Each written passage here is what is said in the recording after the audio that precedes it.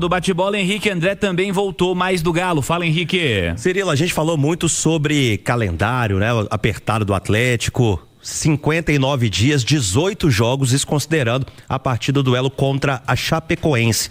E a gente preparou uma arte também, mostrando os próximos jogos do Atlético nesta temporada após, nesta data FIFA. O primeiro deles contra a Chape, como eu disse, fora de casa, que é um drama danado, daqui a pouquinho vamos falar sobre isso. Depois recebe o Atlético Paranaense aqui em Belo Horizonte, na Arena MRV. E começa a sua participação na Copa Sul-Americana. O Galo que está no grupo B, ele vai viajar até a Venezuela, aquela viagem complicada também, né? E não tem voo direto lá para a cidade de Puerto Cabello. O voo vai para Caracas, depois tem que pegar carro. Então é uma viagem complicadíssima. Então tem esse duelo e depois volta a jogar pelo Campeonato Brasileiro. Vai enfrentar o Santos na Vila Belmiro. Depois, para finalizar essa sequência aí, Atlético e o Juventude Uruguai, mais um jogo, segunda rodada do Grupo B da Copa Sul-Americana. E eu falei, né, na minha primeira participação, de como vai ser complicada essa tabela pro Atlético, porque em determinado momento ele vai ter o Flamengo, viaja pro Peru para encarar o Cienciano e depois volta para fazer o clássico contra o Cruzeiro. Então é uma sequência muito complicada dentro destes 18 jogos. E o Atlético não vai ter tempo para mais nada, né? Então, ou o Barba aproveita agora, ou depois vai ter que ir mexendo já com o carro andando, viu, Cirilo? Depois desses jogos citados pelo Henrique, ou entre eles, né? Mais adiante um pouco, tem Copa do Brasil, né? Bicho pegando também, pensando em Copa do Brasil. E o Simões, você acha que a Sul-Americana tem que ser... se tiver que preservar jogador, o Atlético vai ter que usar a Copa Sul-Americana? Ah, sem dúvida, Cirilo, sem dúvida. Campeonato Brasileiro, o Atlético precisa fazer uma boa campanha nessa temporada, depois do sufoco de 2024, do sufoco de 2025, o Atlético precisa fazer um bom Campeonato Brasileiro, tentar voltar ao topo da tabela, embora já exista uma distância, né, para os primeiros colocados, mas é a competição que menos vale, né? Das 3 que ele vai disputar, Brasileiro, Copa do Brasil e Sul-Americana, a Sul-Americana é a que menos vale. Então, se tiver que poupar, se tiver que criar prioridades, que a Sul-Americana seja a última da lista. Edu, inclusive já ia te perguntar sobre isso, porque assim, vamos lá, nas temporadas recentes o Atlético deixou o Brasileirão lá no fim da fila, né? Na ordem de prioridades, né? Não acho que faça qualquer sentido colocar a Sul-Americana à frente de qualquer que seja outra competição desse ano, tendo que rodar elenco, tendo que preservar jogador. Pra mim, esse ano a Sul-Americana pro Atlético é o terceiro nível, Edu. Pra qualquer coisa na vida, persistir no erro é burrice, né? Então, eu acho que o Atlético aprendeu com os próprios erros. Agora, não tá fácil pra ninguém, né? O Henrique citou aí a semana do Atlético, quando foi enfrentar Flamengo e Cruzeiro. Olha a do Flamengo aqui. Só que antes, viu, Edu, tem o Ceará pela Copa do Brasil. Isso. Depois vem o Flamengo. Olha a sequência do Flamengo. Tem um Fla-Flu. Depois do Fla-Flu, recebe Independente Medellín, depois o Bahia, depois tem o jogo contra o Atlético, depois vai a Argentina encarar o Estudiantes, depois tem o Flamengo e Vasco. Assim, não tá fácil pra ninguém. É que existem equipes mais preparadas, estão prontos. O Flamengo é uma que tá muito bem com o Leonardo Jardim. Os clubes que estão preparados, eles enfrentam com maior naturalidade e tranquilidade, né? Essa etapa, esses jogos encavalados. O problema do Atlético é que ele está em reconstrução técnica e tática. E aí fica mais difícil. E numa temporada em que há muita cobrança. Por recuperação no Campeonato Brasileiro. A Sul-Americana, aí naquela sequência de jogos que o Henrique André passou pra gente, cara, eu sinto muito. Mas o jogo contra o Puerto Cabello vai ter que ser um time mesclado. Aí você tem que priorizar, porque depois você recebe aqui o Juventude. Aí você usa um time mais forte, cara. Joga em casa pra somar 3 pontos. O Atlético é muito superior. Você tem que fazer escolhas. O futebol é um esporte que chega um momento que você tem que escolher. E a escolha do Atlético, pra mim, tá muito clara. É Campeonato Brasileiro. Eu não acho, viu, Fabrício, que faça qualquer sentido você deixar jogador fora em um jogo de Brasileiro pra botar na Sul-Americana se tiver que escolher, cara. Nenhum, não. Tem que priorizar o Campeonato Brasileiro, a Copa do Brasil vem aí. E eu acho até que esse elenco do que o Atlético tem, cara, que dá pra colocar um time misto, poupar alguns e ir lá na Venezuela conseguir trazer um bom resultado de lá, sabe? Eu acho que não pode de maneira nenhuma, cara, você trocar o Campeonato Brasileiro, porque o Campeonato Brasileiro é complicadíssimo. Essa tabela aí, todos os times são... Nossa, é muito jogo complicado para priorizar a Sul-Americana. Henrique, para fechar contigo, mais informações. Pois é, o Atlético é um péssimo visitante, né? Mas não pro time adversário, é para ele mesmo. E isso vem há algum tempo e a gente preparou uma arte também com números que assustam, viu, gente? Vamos pôr na tela aí, por favor. Dos últimos 80 jogos, considerando o período de 2022, que foi o pós-título do Campeonato Brasileiro, até as rodadas atuais, atuando como visitante, o Atlético ganhou 22 jogos, empatou 25 e teve 33 derrotas.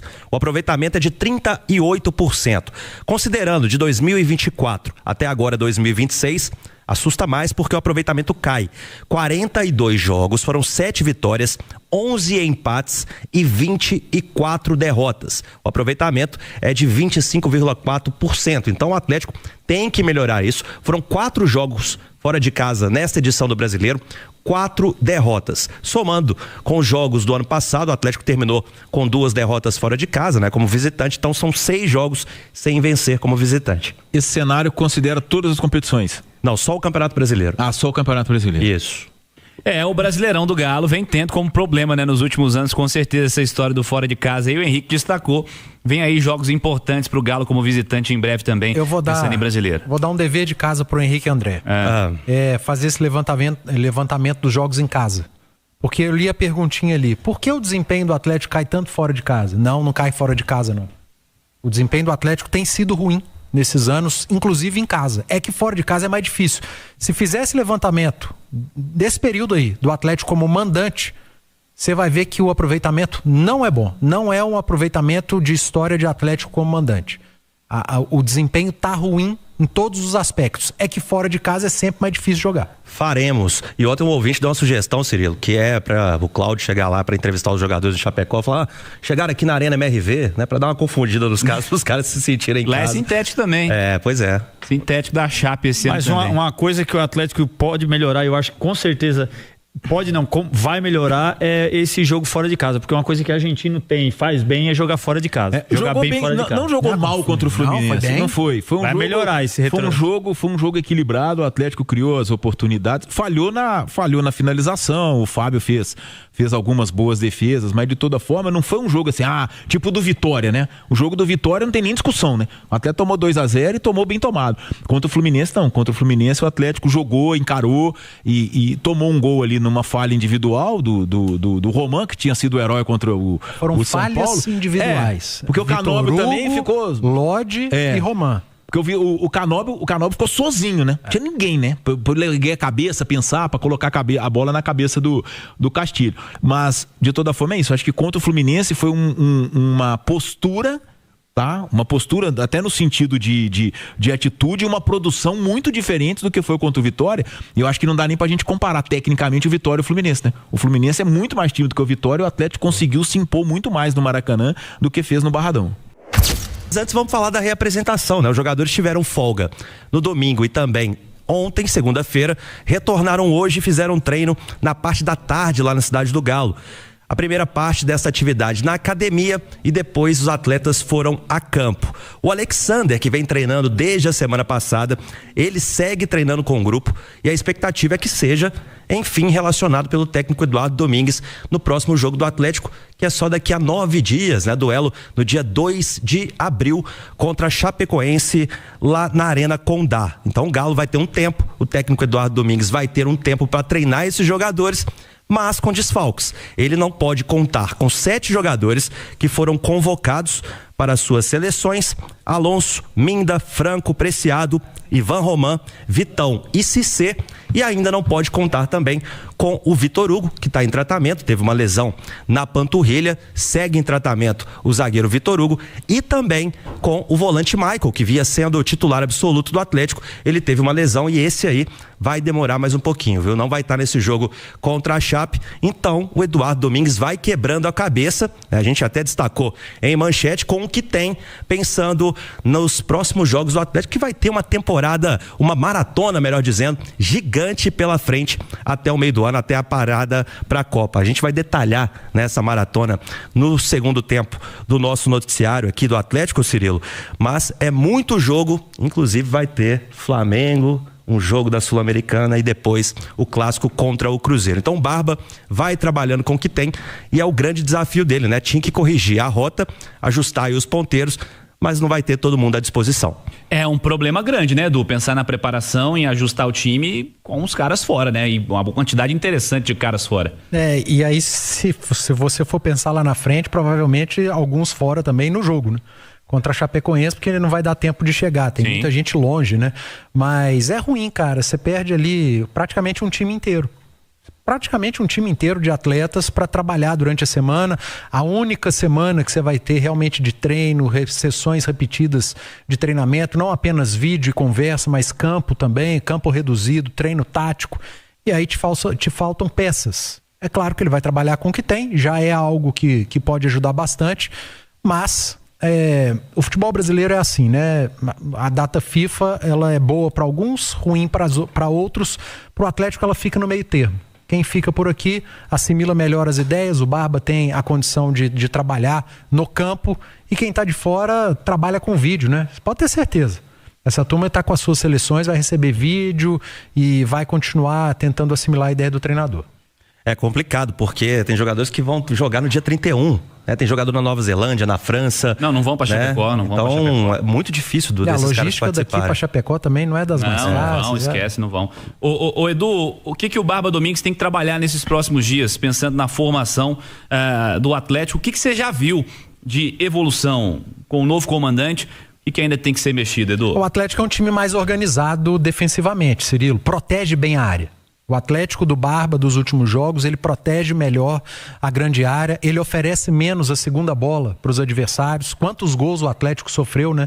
De bola que sobrou na cabeça da área, um rebote, um chute e gol do adversário. O próprio Barba detectou isso lá no Rio Grande do Sul. Primeiro jogo que ele foi assistido do Atlético, teve gol assim, o gol do Marlon, um belíssimo gol.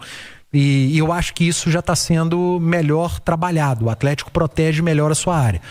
Eu falei ontem e vou repetir hoje. O que ele tem que trabalhar, é claro, essa organização defensiva, a transição ofensiva, mas principalmente finalização, cara.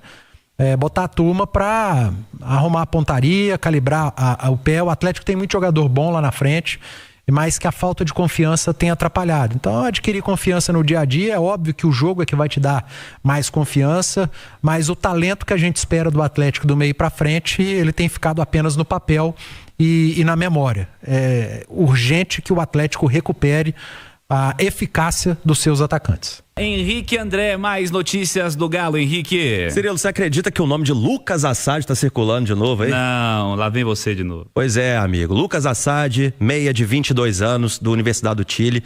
Tem pouco tempo, né, que fechou a janela. A gente veio naquela temporada sensacional de nomes especulados. E o Lucas Assad, de fato, esteve na mira do Atlético, só que a Universidade do Chile pediu alto, né? E o Atlético recuou, mas não tirou o Lucas Assad da mira, né? Então o nome dele vem circulando aí novamente. Por quê? O Atlético, pelo que eu apurei, ele tem sim o Lucas Assad como alvo, mas não tem urgência, não tem pressa para contratar o meia do time chileno. E eu explico por quê. Ele tem contrato até o final do ano. No meio do ano, o Atlético pode assinar um pré-contrato e no final do ano ele vem de graça. Agora, se o Atlético quiser trazê-lo no meio do ano, faz uma proposta ali menor para a Universidade do Chile, que está pressionada, né? Porque não conseguiu vender pelo valor que queria, então pode ser uma estratégia, tá? Conversando com pessoas do Atlético, me disseram o seguinte, ó, a gente está vendo que tem um alvoroço no torcedor, como se o Lucas Assad chegasse para resolver o problema, vestir a 10 e ser titular. Internamente, o Atlético avalia o Assad como um jogador promissor, mas que ainda não está pronto para ter todo esse status. Então, é um jogador sim que pode vir, né, para o Atlético, mas não com esse status todo. Isso, palavras de pessoas lá de dentro do clube. Então, o Assad pode pintar aqui no meio do ano ou no final do ano, mas sem essa urgência toda no Atlético. Eu falei da festa, Cirilo. Sim. Meia-noite o Galo já começa aí a comemoração dos 118 anos na sede antiga lá em Lourdes. Antiga por quê? Porque a sede administrativa agora está na Arena MRV. Os torcedores estão planejando, né, a partir das 10, a tradicional vigília. Vários torcedores vão para a porta da sede do Atlético cantar aquele parabéns, e a gente já viu isso acontecer várias vezes. Então, para manter a tradição. E o Atlético vai fazer sua parte também e vai fazer um show de fogos tá? Mas aqueles fogos silenciosos, né? Para respeitar a vizinhança. Então, fogos em Lourdes e também na Arena MRV para iluminar Belo Horizonte nesta data tão especial. E amanhã tem promoção no tour da Arena MRV. Os aniversariantes do dia podem fazer o tour de graça. Vai ter camisa histórica no vestiário, muitas atrações, e os horários você acompanha lá no itatiaesporte.com.br. Galo, 118 anos, Cirilo. Então é isso aí, pessoal. Já que você chegou até aqui no vídeo, não se esqueça de dar aquela moral, se inscrevendo aqui no nosso canal, deixando o like, a opinião de vocês aqui nos comentários, galera. Vai nos ajudar bastante pra gente estar trazendo esses cortes aí do nosso galão todos os dias aqui pra vocês, pessoal. Então é isso, galera. Esse aí foi mais um vídeo de hoje. A gente vai ficando por aqui. Um forte abraço a todos e até o próximo vídeo, galera. Fui!